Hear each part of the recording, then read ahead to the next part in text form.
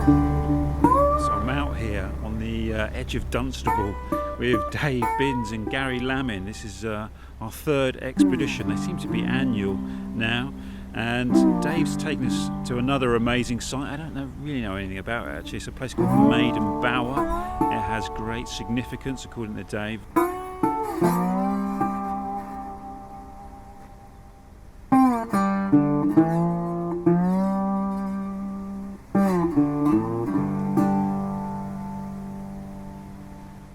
Right, Dave. Yeah. I think we're somewhere on the threshold of Maiden Bower. Is that correct? We're very close to Maiden Bower now. Okay, and what is it that's very significant in your thinking about this area?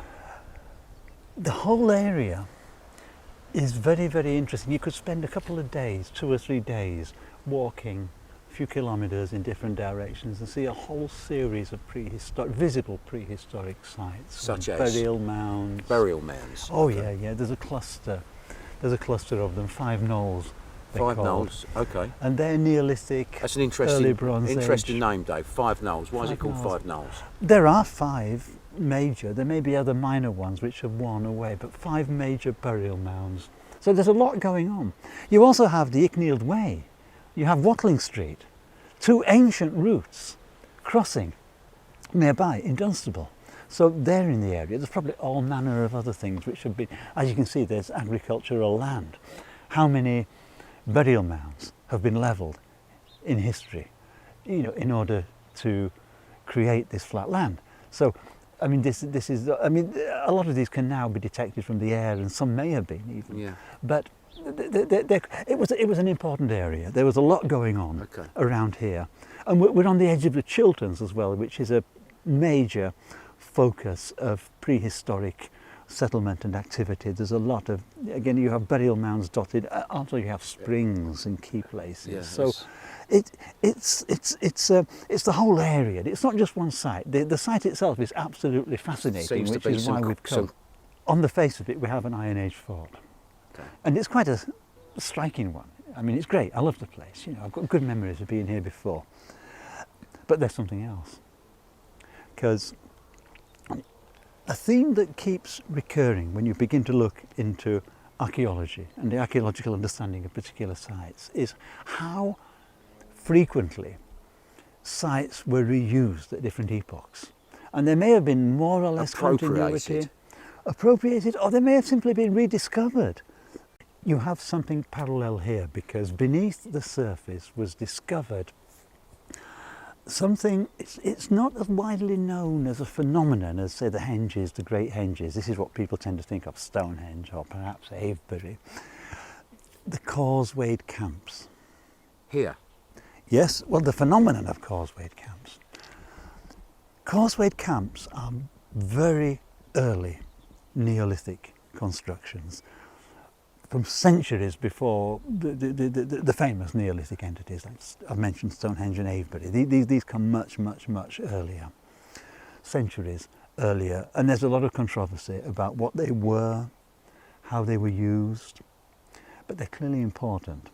They appear to be the first structures associated with the Neolithic transition. And we're going to have to discuss that at some point, as such, what we understand by the Neolithic transition.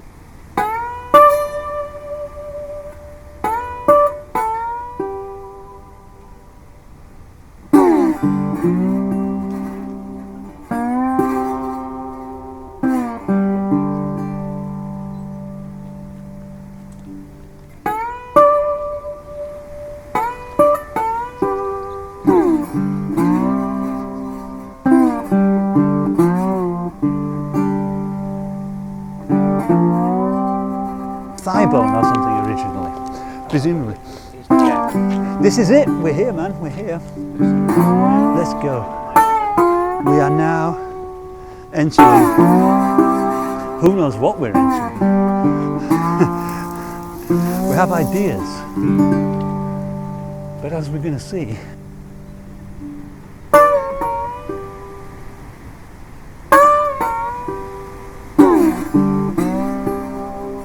beautiful out here. I mean, I love these places because of their human importance and just what they tell us when we begin to explore them. they raise issues about the possible futures that we have, let alone the past. History is about the future. By comparison. Yeah, and what the significance of the whole line of cultural and social and political as well as economic development that these places opened up. How we're still living through the aftermath of this. This was the aftermath of the Neolithic, and we are in the aftermath of this. So I regard us as in many ways now being in the declining capitalist phase of the Neolithic revolution, or more accurately the Neolithic counter-revolution, because it was a counter-revolution against the form of elementary or primitive communism which preceded it, the collectivist societies, far less hierarchical, which were overthrown by this collapse into private property which came with the Neolithic. But let's hold on to that later, because we need to look at the surface before we go into those deeper layers, both visibly and historically. We're now on the brink of Maiden Bower. We're going to cross the threshold, which is this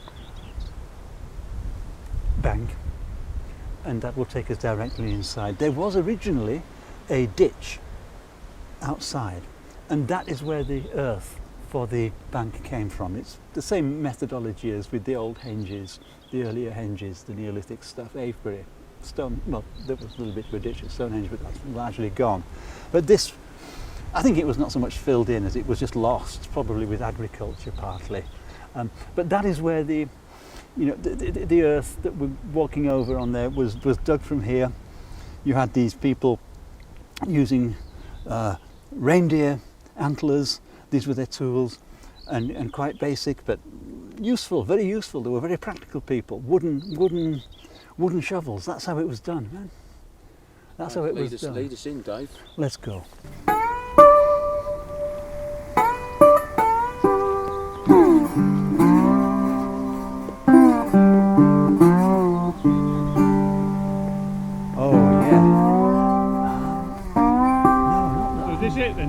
This is it. This is it. This is the Iron Age. What you're seeing is the Iron Age structure. Thoroughly misleadingly, it's called a fort, though the evidence for it having been some sort of military compound is just non-existent. But that's what they were named in the colonial days, because it was assumed that anything that had a permanence was basically, and it was of a major nature, it wasn't a private plot, was a military compound. They projected their own aggression into all manner of situations. But this is it, yeah.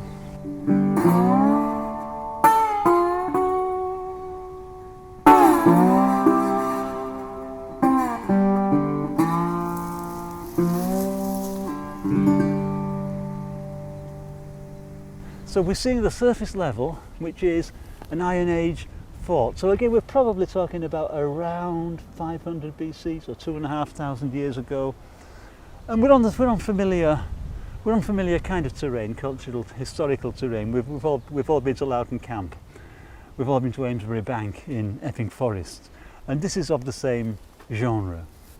Though with that said, there's a lot that's not known about what it was. But this is the surface level, and beneath the surface is something else. Well, I'll tell you what, Dave, as soon as we walked over that threshold, the thing that came into my mind was, yeah, I feel like having a sleep here. Interesting. As soon as I got to the top of that threshold, I just thought to myself, I want to have a sleep, and I want to have a sleep here. Yeah. See, at different times in history, relatively recent history, in centuries or so, people would come to this kind of place to sleep and look for dreams, actually try to provoke dreams. Oh yes. And it might be for information, dreams as a source of information about someone who's missing, or it could be about what the future might hold. But there's a lot of issues that have been attached to these ancient sites later on.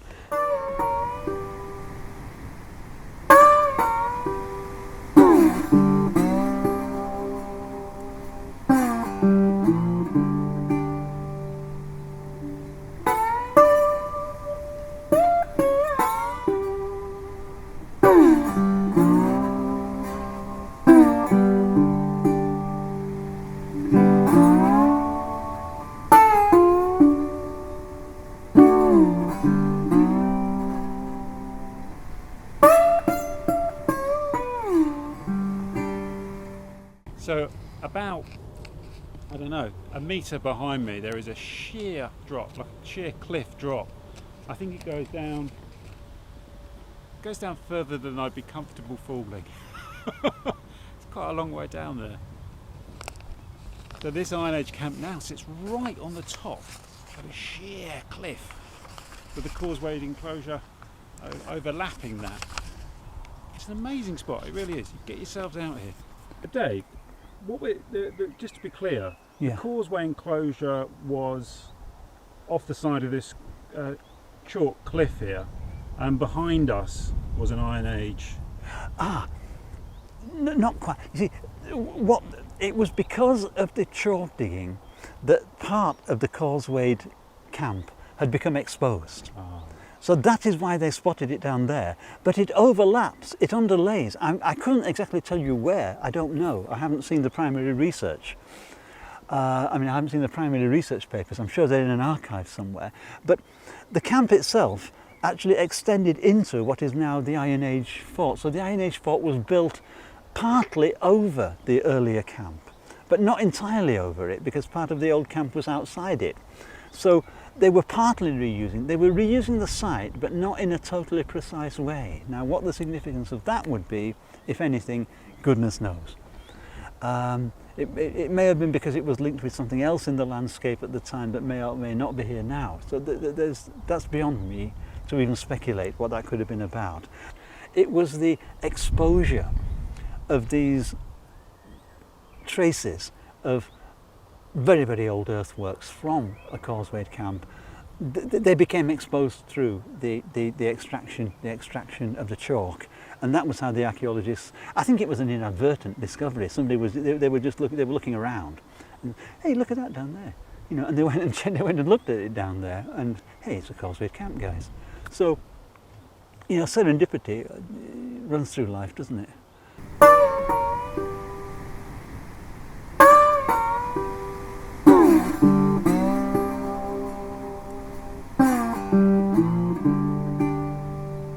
Dave, you was talking about the political situation which was now seeping in to these situations.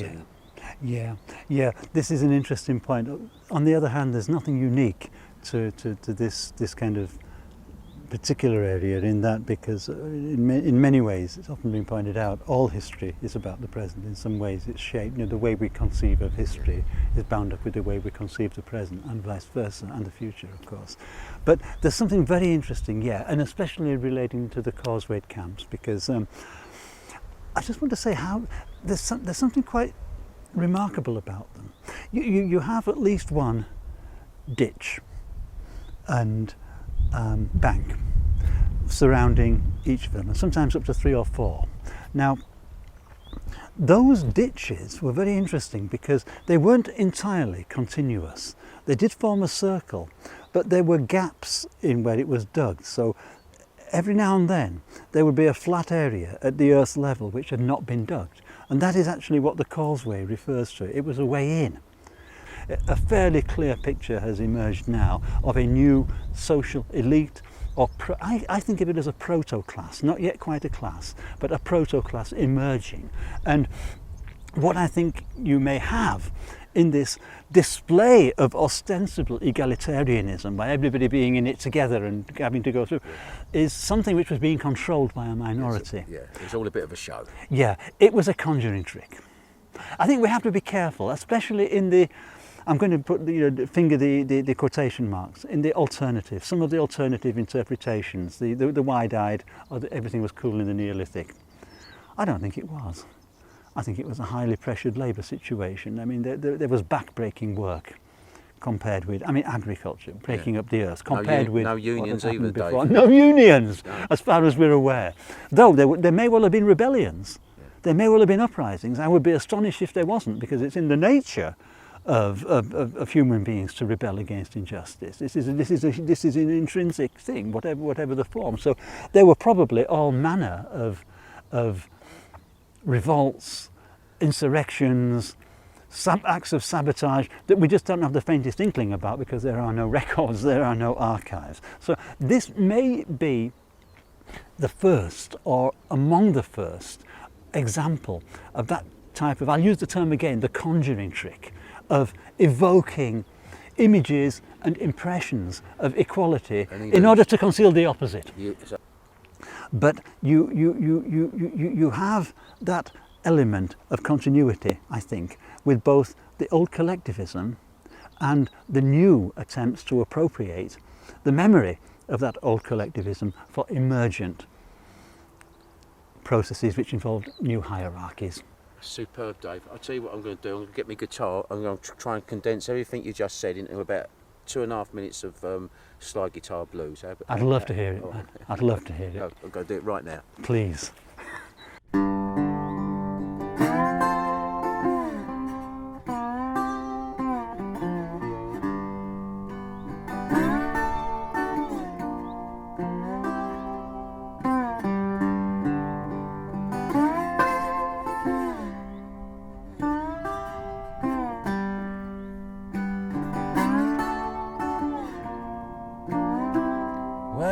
Been thinking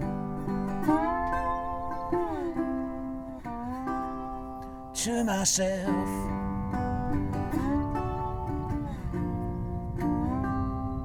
reminiscing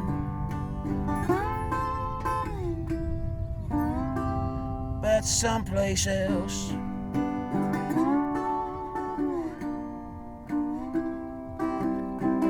Looking all around, looking from town to town, looking for those signs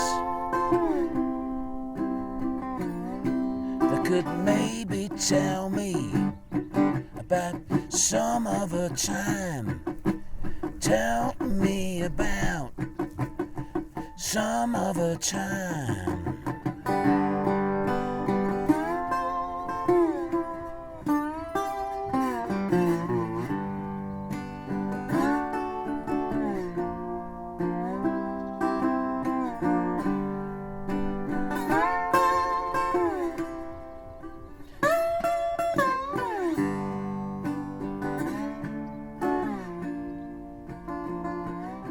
I was not crying, I see no use in crying.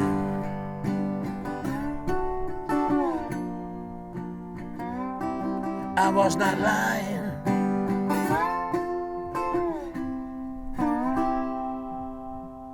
can anybody tell me the use in lying? Looking all around, looking from town to town, looking for those signs that can tell me all about some other time.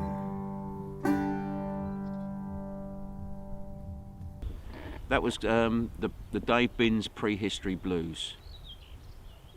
Gary Lammin, live from Maiden Bower, coming at you straight from the Neolithic.